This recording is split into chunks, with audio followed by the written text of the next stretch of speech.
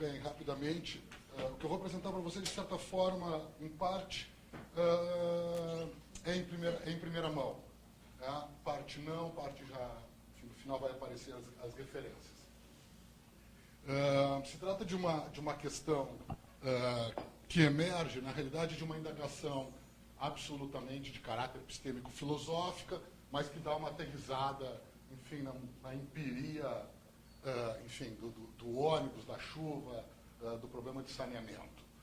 A questão de caráter epistêmico-filosófico que se colocava em outras pesquisas, embora essa apresentação esteja baseada numa pesquisa que já tem vários anos, várias etapas, na realidade, vários projetos que se articulam, se combinam e se complementam desde 2011, porque tem uma referência muito forte no censo de 2010. A questão que esses dois autores colocam diz respeito um pouco à questão da instauração do real. Né? Então, assim, a partir da virada linguística tá aqui, né?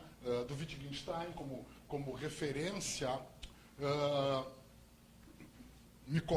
nos colocamos, enfim, esse nós aí, eu não sei até que tamanho tem, vai de mim, o grupo de pesquisa, até uma certa rede latino-americana que temos contato, estabelecemos relações mais imediatas, sobre a questão de quanto o discurso e a narrativa, pensando de um modo um pouco mais contemporâneo, instauram realidades.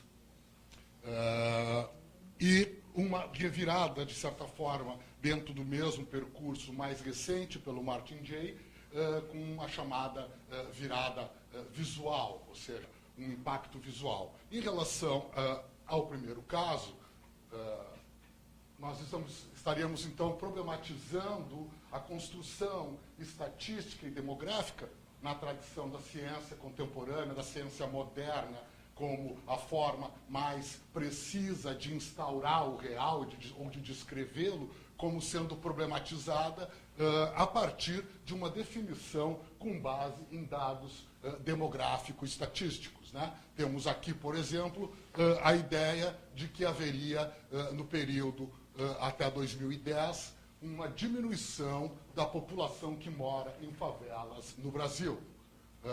Segundo, então, os dados produzidos pela Habitat, né, o organismo da ONU, teríamos tido essa variação decrescente da população em favela nesse período, no intervalo, enfim, de quase 20 anos.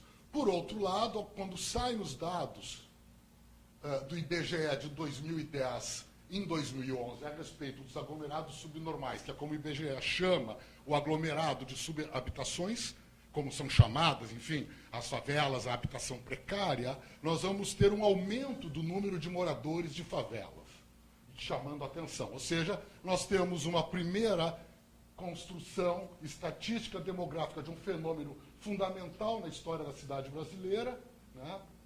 Não falei, eu acho que aqui, com a qual os urbanistas, os planejadores urbanos têm uma grande dificuldade em lidar. Né? Recentemente, enviamos um artigo com base em parte dessa pesquisa para um seminário que discute história da cidade e do urbanismo. Colocamos que era um problema, porque na história da cidade e do urbanismo no Brasil as favelas não aparecem, a história das favelas aparece só em quem estuda a favela, e, obviamente, né, para meu espanto, então o problema sou eu, não aqueles que escolhem lá do comitê científico, obviamente o trabalho não foi aceito, né, porque, obviamente, se trata de um trabalho que segue lidando com uma parte da cidade brasileira que não é reconhecida enquanto parte da história e do urbanismo das nossas cidades. Mas, enfim, das nossas cidades. Enfim, esse tema é um tema hoje central no mundo, né? Quer dizer, o Mike Davis, como grande paradigma, com o Planeta Favela, vai falar sobre a questão da federalização do mundo, e nós temos, então, esse disparate. Ele não é pequeno, né? Nós vamos ter aqui, por exemplo, ao contrário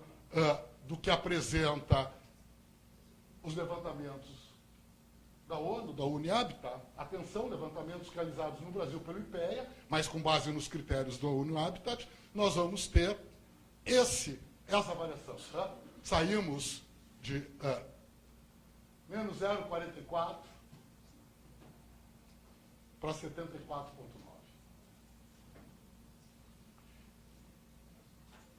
Daí nós começamos o trabalho de pesquisa e vamos encontrar na realidade, em 2014, um trabalho de revisão do IPEA. O IPEA já faz uma revisão porque os setores censitários mudam de censo a censo. Então, o IPEA já tinha construído algo que eles chamaram de AMC, Áreas Mínimas Comparáveis, para estabelecer comparações com as transformações dos setores censitários. E aplicaram isso a essa questão das favelas. Então, pela nova classificação aplicada esse método do IPEA, o número total em 2000, né, fazem aqui um trabalho de fator de correção regressivo, né, porque não vai mexer em 2010, mexe em 2000, e aí parte de 6.536 para 6.536 para 10.527.000 pessoas, né, e um número de 2010 mantido, né, os 11 milhões, e então a taxa de crescimento sem recálculo, que era de 74,9, cai para 8,6, ficando, então, menor que o crescimento populacional no período de 2000 a 2010, em 12,5. Temos aqui, então, rapidamente, né, o processo de crescimento da população em favelas, segundo a ONU e segundo o IBGE. Aqui é importante, então, nós notarmos a diferença quantitativa, né? Ou seja, os critérios da ONU parecendo bem mais finos do que os critérios do IBGE. Né? Enfim, os critérios do IBGE dão um total de cerca de 1/4, né, dos critérios da ONU da população de favelados no Brasil. Certo? Então, assim, há um número muito maior, segundo a ONU Habitat, né, que o IBGE, e o movimento no IBGE de crescimento e o movimento da ONU de decrescimento do número de favelados. Lembra que eu tenho lá o meu probleminha de Wittgenstein, né? A gente não chegou ainda no probleminha do Martin Jay, né? Quer dizer, da tentativa de estabelecer que a maneira mais precisa de reconhecimento da realidade são os critérios matemáticos, ou, no nosso caso, demográficos, estatísticos. Né? Todavia, temos esses breves problemas com os quais temos que lidar. Esse é um trabalho, na real, de investigação. Aqui, parte da explicação. Né? Ou seja, nós temos aqui a definição de aglomerados subnormais segundo o IBGE e a de Islã segundo a ONU Habitat. Então, nós temos aqui parte do problema explicado e remetendo, então, à discussão anterior. Ou seja, o peso das definições linguísticas na Constituição, enfim, do que queremos pensar como real. Ou seja, conforme a definição, a favela tem um tamanho, tem um movimento de crescimento, de decrescimento, tem uma quantidade, conforme o critério, conforme a definição linguística, tem outro. Ou seja, há um impacto profundo, relevante, conforme a definição, que aqui, em última instância, ou melhor dizendo, em primeira instância, é linguístico. Enfim, os aglomerados subnormais têm, que é a terminologia do IBGE, tem esse problema, né? Quer dizer, do mínimo de 51 unidades habitacionais, então, para aparecerem enquanto aglomerados, né? Que é o critério que, em geral, as políticas públicas tomam para tratar nacionalmente com a questão das favelas, e a questão da ocupação ilegal. Né? Enquanto no Islã o critério são esse conjunto de critérios, né? 5 critérios, onde pelo menos 2 têm que ser atendidos para ser considerado um Islã. Certo? Então, assim, não precisa ter 51, não precisa sequer ter uma ocupação ilegal. Ou seja, tu pode trabalhar com a ideia de Islã no sujeito com um aglomerado de casas sobre a propriedade de um. Né? Uma família extensa, etc. e tal, pobre, enfim. Obviamente, eu tendo a achar que o critério do Islã, mas o critério do IBGE é fundamental e é recente. Né? Então, é de 2000 que o IBGE constrói a ideia de aglomerados subnormais. Então, é razoavelmente recente. Né? Eu não estou ainda na discussão sobre a questão das políticas públicas, né? Que foi uma das mesas de ontem, assim, mas que é fundamental. Aí, o que a gente fez? Né? A gente foi para uma discussão da dimensão cartográfica, aí tomando como referência a continuidade lá do pensamento wittgensteiniano da virada linguística para a virada visual do Martin Jay. Martin Jay está vivo, segue escrevendo, da Aulenberg, etc. e tal. Mas, enfim, é uma sumidade em Berkeley, né, um dos deuses da mais democrática universidade americana, pelo menos historicamente. Aí a gente resolve fazer o quê? A gente resolve aterrissar em Porto Alegre, a partir desses dados, para ver um pouco como é que isso incide na cartografia, como é que essas diferenças de tamanho incidem nas cartografias e sobre que critérios. Ou seja, porque, em tese, ao incidir na cartografia, está incidindo nos limites territoriais, né, na área ocupada. Quer dizer, tem 4 vezes mais, segundo a ONU Habitat, em relação ao IBGE, a gente deve-se ter alguma diferença aí, né? Ou no tamanho, ou na quantidade. Tá? E a gente vai pegar Porto Alegre, aqui aprendam, né? A gente tem que ter um álibi acadêmico relevante, né? Porto Alegre passa, nos anos 90, por um conjunto de transformações internacionalmente reconhecida, a literatura internacional reconhece, como tendo impacto na urbanização, particularmente das áreas mais pobres, em função do orçamento participativo, né, que enfim, foi fechado e reabriu, né, recentemente, está tendo as rodadas finais agora, mas, enfim, esse é um pouco outro assunto, mas que incide aqui. Então, essa condição de Porto Alegre coloca um argumento já estabelecido para que a gente possa escolher um espaço, um território, um locus na cidade de Porto Alegre para fazer essa investigação, na medida em que outras cidades brasileiras não teríamos tão estabelecido transformações ao longo dos anos 90 e início dos anos 2000. Que Noves Fora é aquilo que um censo de 2010 teria que ter captado, sem discussão. O que ocorre entre 2000 e 2010 depende daí, enfim, de capacidade, de grau de institucionalização da transformação para que o IBGE alcance. Né? Bom, o que a gente faz, daí é grupo mesmo. Né? Aqui a gente já está trabalhando em grupo, todo mundo no início sou eu com orientandos, com bolsistas de iniciação, tem gente que já, enfim, que já foi para tudo que é lugar, tem uns que estão fazendo carreira acadêmica e tal. Aqui a gente está com pessoas até na plateia, não vou dizer que uma é a Lu, que está ali, enfim, que está fazendo uma dissertação de mestrado estabelecendo uma discussão entre desigualdade econômica e desigualdade urbana. Eu sou lá do Propur, estou no PGDR e ela é da economia. Né? Enfim, o que a gente fez? A gente pega os critérios aqueles ali do IPEA, das áreas mínimas comparáveis, que faz aquela correção, aquele fator de correção, que aproxima o crescimento das favelas do crescimento da população em geral, inclusive menor, fazendo uma grande mudança em relação aos dados ONU e tal, e vamos aplicar em Porto Alegre, seguindo, na medida do possível, as orientações. Por quê? Porque o IPEA não fez isso para o Brasil. Isso está perdido na Metroplan. A Metroplan fez esse trabalho, a sociedade gaúcha deixou fecharem a Metroplan, deixaram fechar a FEE, fecharam tudo. Né? E aí não se sabe mais aonde estão os dados. Porque agora é uma coisa assim, fala com fulano, ele estava com os dados, aí o fulano está aposentado, o fulano está doente, né? Porque é uma geração que já está, enfim, encerrando a sua trajetória acadêmica, de pesquisador, de gestor público estadual, e se perdeu os dados. Mas a gente sabe que a Metroplan, em algum momento, fez esse trabalho.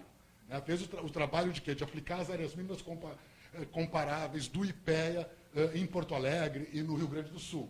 Mas fica aqui mais uma denúncia 2. Né? A primeira é aquela, os urbanistas não gostam de incluir a favela na história da cidade e do urbanismo brasileiro. A segunda é, deixamos destruir a FEA, deixamos destruir a Metroplan e não conseguimos agora trabalhar direito. Né? E não temos capacidade para fazer todo esse levantamento de dados que essas instituições faziam de modo absolutamente relevante para a pesquisa e para a definição de políticas públicas do nosso Estado. Bem, vamos lá com o Lu, né? E aí fazemos o seguinte, bom, o que estava em 2000 como subnormais, subhabitação, eu sei, o nome é horroroso, né? Não basta ser pobre, viver mal, não ter infraestrutura, as instituições tratam ainda de, tu mora numa subhabitação, tu é um subnormal, né? Enfim, até parece aquela história de ontem, da violência e loucura, né? Quer dizer, tu está fora, né? Tu está fora do padrão. Mas vamos embora, é assim que se faz, é assim que as instituições denominam. As de 2000 mantivemos como estão, os que já eram. As que tinham em 2000 mais de 51 domicílios e apareceram agora como aglomerado subnormal, bom, estava subestimado. Olhamos lá, né? Botamos por cima os mapinhas dos layers. né? Vimos, ó, aqui já tinha em 2000. Como é que aqui já tinha, como é que aqui, quer dizer, aqui tem em 2010 e não tinha em 2000. No entanto, a gente vai olhar e tinha mais de 51 unidades. Vamos pressupor que aí está, hipótese, né, subestimado. Pode ser que não, pode ser que tenha tido uma explosão depois de 2000, né, de fatalização. Não é o mais razoável, então essa é a hipótese, né? E as que vão continuar como normais, as que possuem em 2000 menos de que 51 dos domicílios, etc. Então, nós estamos trabalhando aqui na linha do IPEA sobre os dados do IBGE. Bom, ficamos assim, então, ó, em verde, o que está só em 2010. Em azul, o que é só de 2000, desapareceu, né, deixou de ser considerado aglomerado, e os presentes no censo de 2000 e 2010, os amarelos. Eu sei, a gente vai pedir uma grana aí e tal, para ver se a gente consegue melhor equipamento, etc. e tal, para a gente poder trabalhar melhor essa produção de imagens, etc. e tal, mas enfim, é o que a gente consegue, o que nós temos mais ou menos até agora. Bom, aqui então um certo resumo da ópera, né? A população em Porto Alegre variou isso aqui, ó, 3,58, 2000, 2010, né? A população aglomerada subnormal, sem o recálculo, só 35,01, né? Eu não fui nenhum gênio, né, de ver isso aqui e dizer, nossa, aqui tem problema, né? O IPE levou uns anos para achar que tinha problema. Enfim, mas eu estava lá com um negócio antenado na discussão sobre a construção da realidade a partir das estratégias discursivas, etc. Né? Mas, enfim, tem um disparate aqui, né, razoável. Bom, e aí no recálculo nosso, esse recálculo é o nosso, então ele é uma estimativa, um exercício, né, de 1,84. Todavia, ele está mais ou menos no mesmo movimento, né, da relação da população do quadro brasileiro. Lembra? Quando faz o recálculo, vai para 8 em relação a 12 de crescimento. Né? Enfim, até mais ou menos próximo, né? Não é tão próximo assim. Bom, o que a gente faz daí? A gente vai jogar em outro layer, que é um layer do período de 2000 a 2013, da PGM, da Procuradoria-Geral do Município, dos processos de regularização fundiária. Ok? Então, tipo assim, o que está sendo regularizado no período? Né? E aí, assim, ó, aqui está o nosso caso, né, ele já apareceu aqui, isso é culpa do Dani, né? O Dani se antecipou, era para botar os plotzinhos. Tá, mas aqui vai ser o nosso caso, que não apareceu ainda. E aqui nós temos aglomerados subnormais em 2010, áreas em processo de regularização jurídica, e o vermelho, que ninguém enxerga, né, mas tem uns assim, ó, perdidos, em geral, junto com os amarelos, onde tem uma sobreposição de ambos. Tá? Então a gente tem alguns poucos vermelhos. Mais adiante aqui agora no texto vai ficar melhor. Bom, o que nós chegamos aqui então? Aí a gente faz uma divisão por região de orçamento participativo, pegamos de regiões diferentes as maiores populações e vamos ver qual é a situação para a definição de um caso, certo? Pegamos o critério, então, mais macro, aquele que define a cidade, e aí nós pegamos o seguinte, as situações do loteamento Vila dos Herdeiros, Lomba, Parque das Laranjeiras, Leste, Jardim Cascata, Glória, Beco Cecílio Monza, Restinga, certo? Por critérios, esses, ó. O loteamento Jardim Cascata, que vai ser o que nós vamos entrar, né, para fazer o trabalho de campo, ele é não urbanizado, ele tem área regularizada, está no Zona Centro-Sul, Glória. O Parque das Laranjeiras é urbanizado e regularizado, Rubem Berta. O Vila dos Herdeiros, na Lomba, ele é urbanizado sem regularização em processo, e o Beco do Cecílio Monza é não urbanizado, aguardando decisão judicial quanto à regularização. Nós viemos para cá, tá? Nós fomos para o Jardim Cascata. Por quê? Aí agora alguém aqui, ele foi embora, né? Um menino aquele que queria esse problema de estudo, já foi embora, estudo de geografia, da questão da escola básica, né? Que estava na fala de ontem. Né? Avisa para o amigo de você que estava na fala de ontem, uma professora falou sobre discutir urbanismo, Carlos Nelson dos Santos fala isso. Eu quase peguei o microfone para ficar respondendo as perguntas das outras palestras, mas enfim, achei melhor não. Né? Bom, aqui, ó, critérios logísticos para fazer pesquisa. Pesquisa tem que ter logística, certo? Nós não íamos ter uma hora e tanto, né? No caso 2, né? Para ficarmos nos deslocando para fazer pesquisa de campo. Como a situação era semelhante, e o Jardim Cascata nos apresentava, né, uma situação peculiar, não urbanizado e regularizado, e ele nos dava condições logísticas melhores que os demais, vamos embora para ele. Então nós escolhemos, por questões logísticas, uma delas essa, que é bem definitiva em pesquisa, né? Distância, tempo que eu tenho para ir fazer pesquisa. Tem que ter, né? Tem que ter tempo. Senão eu vou fazer uma vez a cada 15 dias. Assim a gente faz umas intensivas de 2, 3 vezes por semana. Confere, né, Lu? 2, 3 vezes por semana. Eles estavam lá ontem, né? Foi cancelado. Tá. Bem que eu achei que tinha gente me respondendo o WhatsApp. Bom, aqui alguns critérios de cada um deles, né? E ela está numa situação intermediária, em termos populacionais, unidades habitacionais e a população. Ela tem uma situação, e aqui aponta já de uma certa centralidade, né? Que é uma mudança geral nesse período no Brasil. A per capita de habitante por unidade habitacional, né? Isso aqui tem um peso bem importante em termos de condições de vida, de qualidade, né? Bom, aqui algumas notícias, né? Jardim Cascata será entregue amanhã. Aqui a área com aglomerado subnormal do IBGE, tá? Bom, é um monte de área verde, né? Isso aqui a gente está subindo a Oscar Pereira, passamos a igreja, quebramos a esquerda, alguns quarteirões antes de entrar para o Divina Providência, tá? Eu sei que os mais novos que não moram para lá ou não fazem pesquisa na área não sabem, mas os mais velhos sabem. Né? O pessoal mais velho conhece e tal. Então, certo? Aqui, ó. Aqui assim vai aparecer agora no próximo, ó. Aqui nós temos uma área, que aqui o vermelho é a área de regularização e o amarelo é a área de aglomerado subnormal. Aqui nós temos uma sobreposição, uma estranha sobreposição de aglomerado subnormal do IBGE e área regularizada. Agora eu fui lá para a Rosa, se ela não está com nenhum papelzinho para mim ali. Mas, enfim, aqui nós temos, então, a definição do loteamento, Jardim Cascata, né? Nós, aquele pedacinho está aqui, ó. Né? É o bico, ó, entrando no aglomerado subnormal. Tá? Então, aí nós temos uma sobreposição. Tem um problema aí de definição territorial. Bom, isso implica em política urbana. Então, tu não vai regularizar de novo o que está regularizado, tu não vai poder urbanizar o que está urbanizado. Né? Enfim, tu tem um conjunto de problemas para a luta social em relação à questão de direitos. Né? Enfim, a gente discute muito a pauta do direito à cidade, é bacana, é ok, né? Ela é fevriana e tal. Mas, enfim, ok, mas eu tenho direito ao que em relação ao que eu sou. Né? Por isso que lá tinha um título no início que eu já me esqueci, mas é o que é, etc., quando é que deixa de ser, né? a história da favela. Bom, aqui alguns dados, né? Sobre a população comparando com o Rio Grande do Sul e Brasil, né? Sobre as condições da população da Glorinha. Né? Isso aqui é o autodeclarado, aquele, etc. e tal, mas, enfim, vamos lá, né? Tem uma diferença aqui. Enfim, o caráter étnico-racial inevitavelmente aparece, inclusive, enfim, numa vila, numa favela bastante central em Porto Alegre. A questão etária também, né?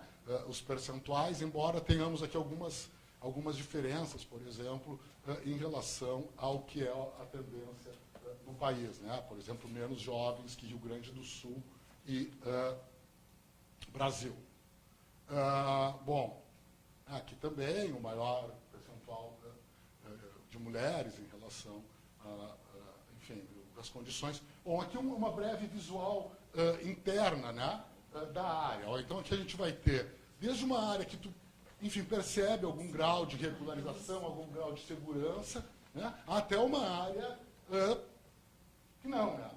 Que não. Né? Enfim, então nós temos essa sobreposição aqui. Aqui é para vocês entenderem só por onde que a gente andou no campo. Né? Isso aqui é o aglomerado subnormal e a gente andou por aqui. Ó, tá? Isso aqui é uma coisa de uma rede. Aliás, de novo, o menino, ele me incomodou. O menino aquele da educação básica, né? Assim, ó, vai à luta, entendeu? Fecharam a escola. Nós começamos a entrar nesse campo em janeiro, dezembro, março, dezembro, final do ano. A escola daqui já não tem mais. Ou seja, o moleque que mora nesse lugar, para quem a passagem é cara, que as famílias são pobres, já não tem mais a escola tradicional, a escola estadual Rio Grande do Sul era o nome. Espírito Santo. Devia ser Rio Grande do Sul, para estar fechando. Espírito Santo, a tal da escola. Foi por ela que a gente entrou na comunidade. Para alguém que também perguntou aqui antes como é que entra na comunidade, a gente entrou pela escola. né? A escola nos indicou, etc. e tal. Caímos numa rede de liderança comunitária e numa rede familiar, de uma das lideranças comunitárias. Tá? Aqui, um breve processo para a gente compreender de onde vêm as pessoas que foram para cá. Né? E olha só, né? Vem de Quilombo, fora o bairro Santana, e o resto e o bairro o resto é tudo vila, né? O Quilombo. Quilombo do dizer de hoje. Né? Então, assim, é o deslocamento das pessoas. Como é que foi o processo de migração interna. E aqui a migração regional, né? Da onde que vieram no Rio Grande do Sul para Vila Glorinha. Né? Enfim, uma presença forte aqui do centro-sul do estado, né? Enfim, uma certa fronteira. Aqui um mapa de calor sobre o uso do território, né? Nos seus primórdios, anos 70, 80 e agora, mais atualmente nos anos 2000. Né? Então há um mapa de calor de uso do território da cidade se transformando e construindo algumas intensidades ao mesmo tempo que o centro se alastra em direção à própria posição da Glorinha. Né? Aqui os locais de moradias anteriores, né? A Glorinha sempre esse pinho aqui, né? E aí marcando por cor os períodos. Aqui os locais de trabalho dos deslocamentos. Né? Atenção, né? O mapa se deslocou para caber tudo no slide, então a Glorinha caiu para cá, né? Tem mais para o sul agora, em tese, né? Para a gente ter uma ideia de por onde eles trabalham. Aqui, os locais de educação, né? Que está desaparecendo. Esse aqui está desaparecendo. Enfim, e aqui os locais de lazer. Né? Enfim, tudo muito concentrado. Aqui duas coisas que nos parecem muito importantes, para ter uma ideia das dimensões das distâncias, os trajetos das duas linhas de ônibus que chegam lá, né? A diferença durante o horário normal de dia de 40 minutos, então é de 20 para cada uma. Né? Como elas não fazem exatamente o mesmo trajeto, embora seja bem semelhante, mas para nós na URGS, por exemplo, atrapalhava. A gente preferia a 2741, né? Que passa na João Pessoa. Enfim, então a gente se perdia um, daí pegava o outro, tinha que caminhar. Né? Então a gente ficava pensando isso na vida das pessoas. Então, enfim, mas a gente ia de Uber para não perder tempo também. A gente só voltava experimentando a barra do né? Bom, aqui o tempo, né? Essa aqui é o 2, mas a outra é um pouco mais, é o 274. Né? Então vamos ver um tempo do sujeito, o tempo que ele perde durante o dia. Né? 41 minutos ele leva, em média, para chegar da Vila Glorinha até o centro da cidade. Então esse é um sujeito. Se tu botar que ele espera 20 minutos, então vamos lá, na média 10. Né? E vai de 41 mais 41, 81 mais 20, né? Ele tem quase 2 horas aí que ele tem que dedicar a investir no... Quase vermelho. Tá. Mas está escrito 5 minutos ali. Não, mas eu só tinha os 5 minutos. Tá, e aqui alguns breves... 5 menos 4. Aqui alguns breves depoimentos, tá? Dos moradores com os que a gente entrevistou, né? Esse aqui é uma liderança, tá? Aqui uma vista, né? Aqui uma coisa bem clássica, né? Uma coisa do luxo, né? Das classes populares. Então, assim, ele era um cara de uma certa elite de classe popular, porque a família dele tinha carroça. Né? Então, um pouco assim, para o nosso mundo de classe média, ter noção, enfim, do grau de distinção entre esses mundos, né? Aqui um relato sobre o que aconteceu em 72, alguém que vai para lá então no início dos anos 70, né? O outro que vai para lá 40 e poucos anos atrás. Aqui mais uma imagem, né? O tipo de padrão construtivo, enfim, né? O amianto, que alguém que apareceu na tua questão de poluição, eu acho, foi na Marinha mesmo, né? Enfim. E aqui um conjunto de breves relatos, né? Algumas imagens, os relatos. Né? Aqui um pouco aparece a questão, começa a aparecer algumas dimensões da violência relacionada ao uso das drogas. Né? Um pouco a ideia, enfim, de que, enfim, que o cigarro e tal, como coisa de adulto, etc. e tal. Então, uma infantilização do consumo das drogas, né? Narrado pelos moradores. Mete aí bala uns 2 minutos finais. E depois tem ali mais adiante os referenciais. Então, A gente tem acesso às programas. tem no Facebook da apresentação, né? Os slides não. Daí tu entra em contato comigo, deve ter em algum lugar o meu nome. Não sei quem é que está. Tu que está perguntando. Aí já é muito. É a imagem só que vai ter. Aqui é a área regularizada. Assim, aqui é a entrada em direção à área não regularizada. Na realidade, aqui mais adiante ali é uma área bem de tráfego e tal. A gente passou para entrar numa família. Aqui enfim, a posição, a questão do domínio. Aqui a questão do domínio construtivo deles, né? Olha só, não é mole fazer isso aqui. Não é juntar tijolo. Né? Então, assim, essa é uma questão, enfim, eu estou lá na faculdade de arquitetura, né? É uma questão que atravessa um pouco uma violência, atravessa o campo, atravessa essa questão dos avanços construtivos da utilização de material, né? Enfim, um processo aí cognitivo, né? Na construção da favela, particularmente nessa fase em que ela, enfim, nos últimos 30 anos de estar em alvenaria. Aqui, essa não é de uma das nossas, enfim, do nosso contato, principal contato, uma liderança comunitária, está nos mostrando como é que é aqui a construção, melhoria, né, a verticalização. Bom, aqui vai acabar. Bom, era isso. Obrigado.